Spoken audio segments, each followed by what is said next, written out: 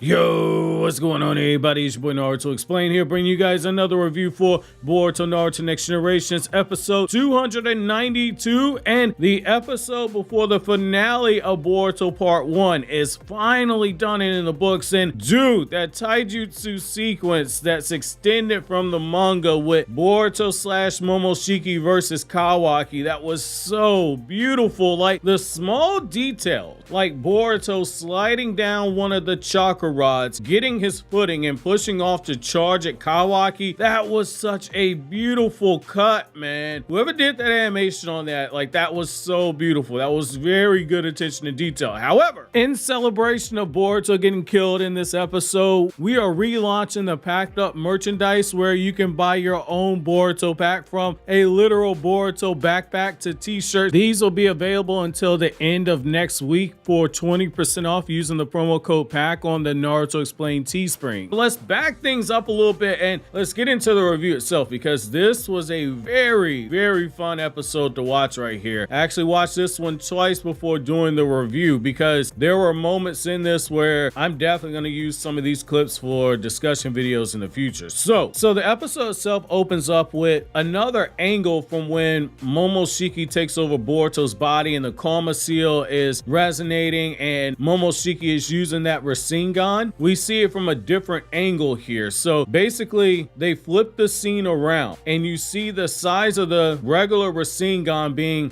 bigger than the Rasengan that Momoshiki used to kill Boro, and Code immediately knows, like, okay, so this is how Boro got killed, because when Boruto was using karma against Code before, that was nowhere near the level of power needed to take down Code or even someone like Boro. And we get Code's reaction where Code goes from freaking out to laying one of his claw marks, and Code goes through one of his claw marks in order to avoid the attack. So those of you guys who were wondering last week how could Code survive something like that point blank range and why it appeared as if it was going straight through Code, that's the reason why. We just start seeing Momoshiki shooting off these huge giant Rasengans back to back against Code, and we see the difference of what happens when Momoshiki takes over Boruto's body and Boruto has chakra, because when he did it against Boro, he didn't have enough chakra to do this. He had to literally go and steal chakra from Naruto. So the moment that Code sees that he's on the defensive and about to get killed, he follows Ada's instructions. He goes through one of the claw marks and he grabs hold of Kawaki and he tries to bargain with Momoshiki, and he says, like, hey, you need Susuke to feed it to the Ten Tails. I just need to take Kawaki with me because I have business with them.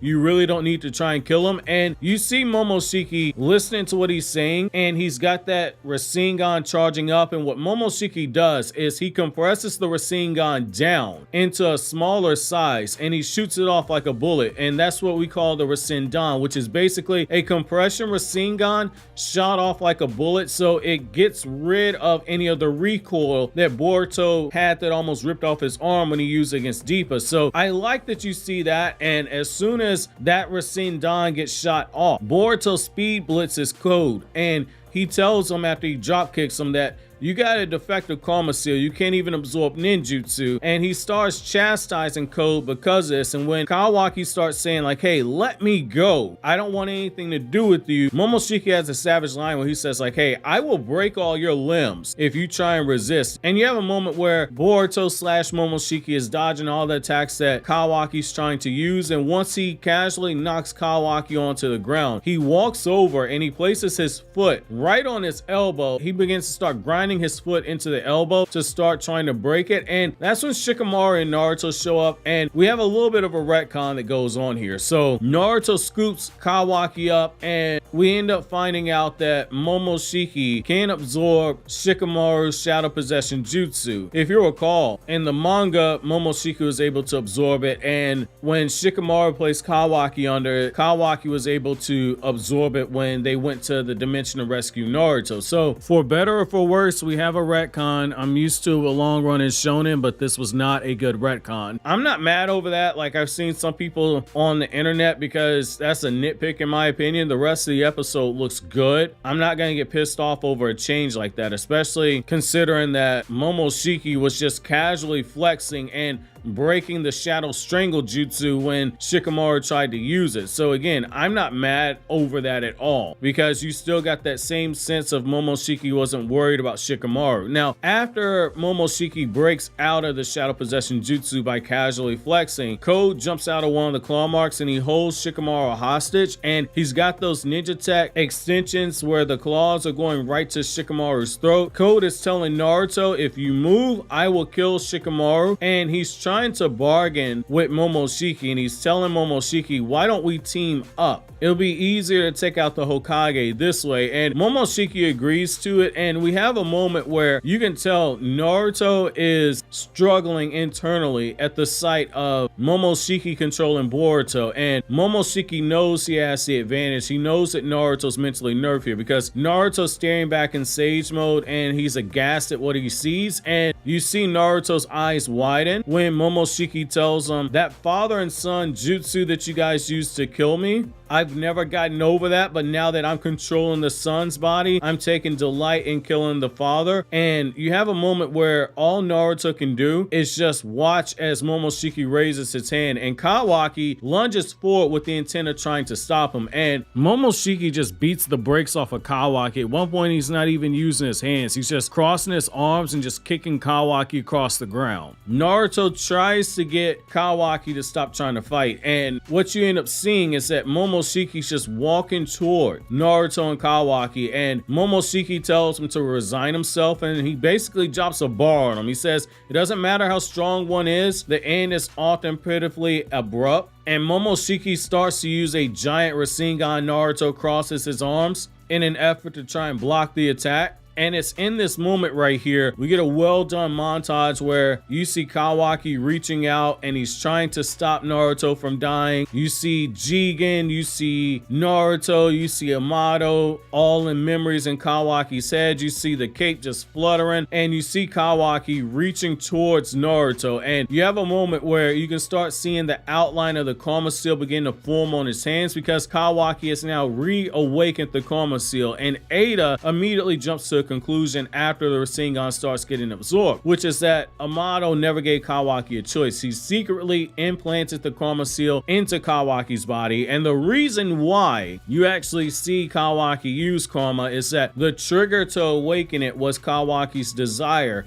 to try and protect Naruto. If Kawaki had never been in this situation, he never would have awakened the Karma Seal. However, this time it's different, because what you see with Kawaki right now, Kawaki, even though his body is not 100% Otsutsuki, Kawaki has now sprouted. Ishiki's horn is wrapped around his head, and his eye is more advanced than what you saw with Jigen, where Jigen, when you pay very close attention to his eyes, you can see the small triangles in his eye, and you can see them changing positions every now and then. But Kawaki, the difference with his eyes is that they're glowing yellow, whereas with Jigen's, those triangles were white. And we see that Kawaki, depending on which jutsu he's using, the spokes in his eye begin to start taking on that Dharma wheel appearance, where you start seeing 1 spoke, 2 spoke, 3 spoke, 4 spokes. He doesn't get the full 8 spokes that come with the Dharma wheel, so it's not a full maturation process like what you see with Ishiki, but he's very quickly adjusting to using the power of Ishiki Otsutsuki. Now, as everybody's looking at Kawaki and his new Karma Seal appearance, Shikamaru comes to the conclusion that Code is working with somebody and is trying to deduce the location of his ally. And when Naruto sees Kawaki with the horn, he has to stop and check for a second, and he has to wonder, is this a situation where Ishiki has hijacked Kawaki's consciousness? Which is absolutely something that Naruto should have asked, because there's a lot of questions they don't know about the Karma Seal. And Momoshiki drops a warning to Kawaki, and he tells him, you keep getting used by others, you're gonna get fed to the 10 tails. Kawaki doesn't answer any questions. He just starts firing off the chakra rods, and you see Momoshiki snatch one out the air, start deflecting some of the others, and then he starts jumping off of the chakra rods to bum rush forward. And then you get this well done cut where Kawaki starts using the ninja tech extensions in his body to shoot them off as projectiles. Momoshiki starts snap vanishing and get out the way. Meanwhile, as soon as he gets some distance, that's when Kawaki starts summoning the cubes out the Daikokuden dimension, while also shrinking some of the chakra rods to try and get Momoshiki in a situation where he can't react. And we have a moment where when Code is watching how easily Kawaki's using Ishiki's powers, he's saying he can't believe that Amato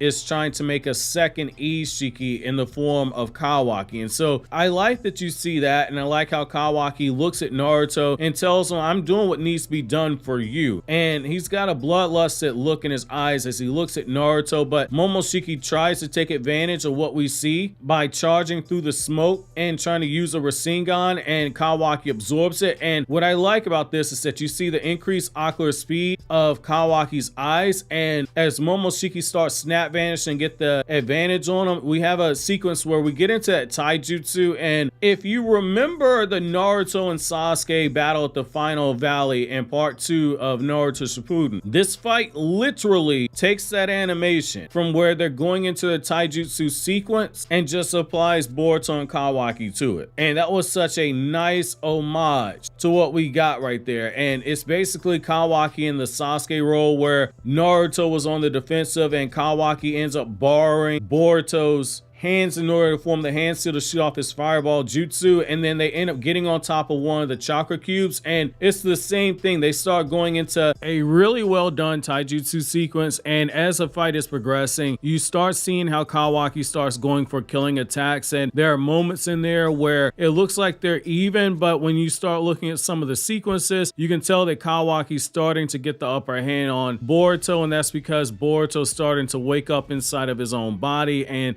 take control away from Momoshiki. What's really interesting here is that there are moments you can tell that Kawaki can see Boruto's trying to fight his way back to the surface, but he has no hesitation trying to continue going for the kill against Boruto. And as Boruto gets driven into a corner, Momoshiki forces the body to start going into defensive maneuvers where he's flying around trying to pick up speed and go into that Rasengan, but Kawaki counters with his ninja attack. And after Boruto uses a certain amount of chakra, that's when Boruto begins to wake up inside of his own body, and Kawaki sees it. And that was a very telling moment right there, because Kawaki saw it and didn't hesitate to go for a killing blow. Kawaki shoots off more of those chakra rods to penetrate Boruto, and he stabbed him in some very critical areas. And as Boruto flies towards the ground, unable to move, Kawaki proceeds to try and drop the chakra cubes where if they would have landed on them, they would have just torn Boruto where the top of his body would have been separated from the lower half of his body. And when Naruto saves Boruto, he looks over at Kawaki and says,